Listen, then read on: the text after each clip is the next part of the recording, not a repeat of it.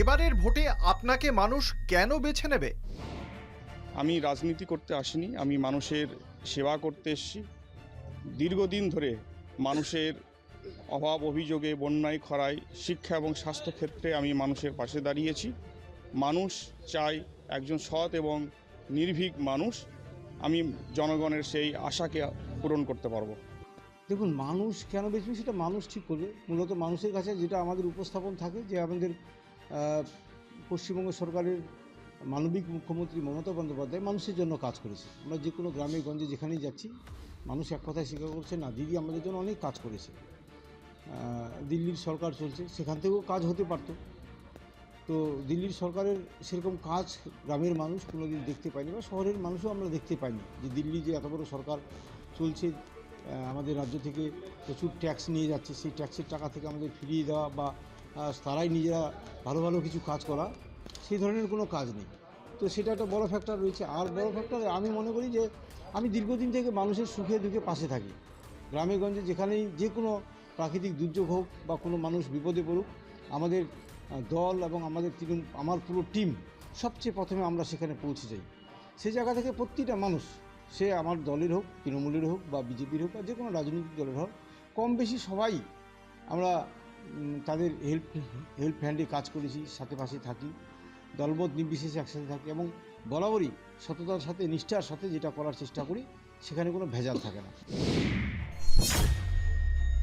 SIR কি শাসকের পক্ষে যাবে নাকি বিরোধীদের পক্ষে যাবে? এসআইআর কারো পক্ষে যায় না, এসআইআর সত্য এবং ন্যায়ের পক্ষে যায়।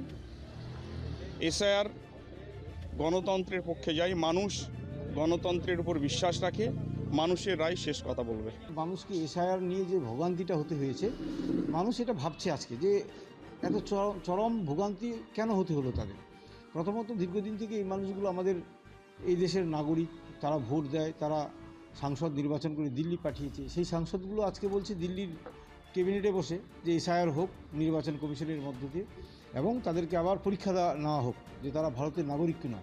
এটা তো হতে পারে না। না, আপনি ঠিক থেকে গেলেন, আপনি দিল্লির মন্ত্রী সাংসদ একদম মন্ত্রী পরিষদ নিয়ে ভালো আছেন, আর আজকে লক্ষ লক্ষ মানুষকে আপনি দিনের পর দিন পশ্চিমবাংলা হয়রানি করছেন এসআইআরের নামে। এটা হতে পারে কখনো? আর এতগুলো মানুষ আপনি ডিলিট করে দিলেন। ওপার বাংলা থেকে অনেক মানুষ এসেছে আমাদের পশ্চিমবাংলায় বিভিন্ন কারণে, এসে এখানে জমি জায়গা বাড়ি বসতি করেছে, দীর্ঘদিন থেকে বাড়ি সারি করে তারা ব্যবসা বাণিজ্য করছে, ভালো আছে পশ্চিমবাংলায়, তারা খুব ভালো আছে। আমাদের মুখ্যমন্ত্রী বলছে না, এরা সবাই যখন ভোটের কার্ড বানিয়ে নিচ্ছে, আধার কার্ড বানিয়েছে, রেশন পায়, এরা আমাদের নাগরিক, বৈধ ভোটার এরা। কিন্তু সেই মানুষগুলো আজকে ডিলিট, ভোটার তালিকা থেকে তাদের নামগুলো বাদই দেওয়া হলো। অনেকগুলো মানুষকে অ্যাডজুডিকেশনে ফেলে দেওয়া হলো। তো নিশ্চিতভাবে মানুষ তো সিদ্ধান্ত নেবেই। আপনি ভুগাবেন মানুষকে, চরম বিপদে ফেলে দিবেন, রাত 12টায় তুমি এসআইআরের তালিকা বার করবেন, হোয়াটসঅ্যাপে অর্ডার দিবেন, এ তো হতে পারে না। মানুষ তো সমীচীন জবাব দিবেই। আপনার বিপক্ষ দলের দুর্বলতা কোথায়?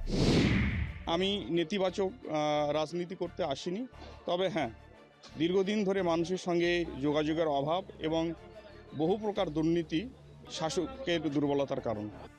প্রথমত হচ্ছে, সবচেয়ে যদি বলা যায়, আমরা এখানকার স্থানীয় একজন মানুষকে চাই বিধানসভার বিধায়ক হিসেবে। বিগত দিনে আমরা দেখেছি যে বিধায়ক ছিলেন তিনি ভিনদেশি ছিলেন, বা ভিনদেশি না, ঠিক বাইরের মানুষ ছিলেন, এখানে খুঁজে পাওয়া যেত না। কালিয়াগঞ্জের মানুষ নিশ্চিতভাবে সিদ্ধান্ত নেবে। গত 5 বছরে এলাকার উন্নয়ন নিয়ে আপনি কি সন্তুষ্ট?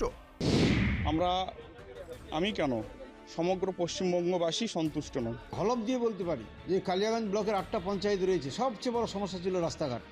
আজকে আপনি সাংবাদিক হিসাবে যে কোনো দিক দিয়ে 8টা পঞ্চায়েত আছে, যে কোনো জায়গা দিয়ে ঘুরবেন, হয় পাকা রাস্তা পাবেন, নাহলে ঢালাই রাস্তা পাবেন, খুব সুন্দর রাস্তা পাবেন, নাহলে পেপার ব্লকের রাস্তা পাবেন। এটাই তো আমাদের কাছে বিরাট পাওনা।